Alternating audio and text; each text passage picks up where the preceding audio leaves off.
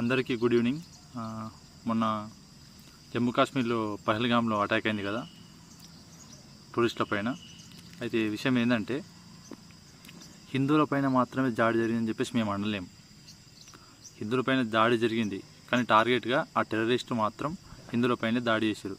కానీ కాపాడడానికి వచ్చినట్టు ముస్లింని కూడా చంపేశారు. ఇలా మన మత విద్వేషాలు రెచ్చగొడతారు కదా, వాళ్ళ మాటలు పట్టించుకోకుండా హిందూ ముస్లింలు కలిసి ఉండాలని నేను కూడా కోరుకుంటున్నా. కానీ కొందరు ముస్లింలు ఏం చేస్తారంటే స్టేటస్ మాత్రం మా ముస్లిం కూడా చనిపోయిండు అని చెప్పేసి పెట్టింది తప్ప వీళ్ళకి ట్రైబ్యూట్గా ఇలా జరగడం బాధాకరం అని చెప్పేసి ఎవరు పెట్టలేరు. ఇది మాత్రం అందరూ ఆలోచించాలి. ఇలాగే కలిసిమెలిసి అందరూ ఉండాలని నేను కూడా కోరుకుంటున్నా. ప్రతి ఒక్క ముస్లిం, హిందూ, అది ఏ మతమైనా సరే అందరూ కలిసి ఉండాలి. ఎందుకంటే 30-100 పైన కులాలు ఉన్నాయి, మతాలు దగ్గర 60-70 ఉండొచ్చు నాకు తెలిసి ఇండియాలో. కానీ వాళ్ళు అడిగి చంపే విధానం ఉంది చూసిరా, నువ్వు హిందువా ముస్లిం అని చెప్పేసి మాత్రమే హిందువుల పైన మాత్రమే చంపేశారు.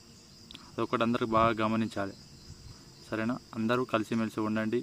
మన దేశం మీద ప్రేమ మాత్రం చూపించుకోండి.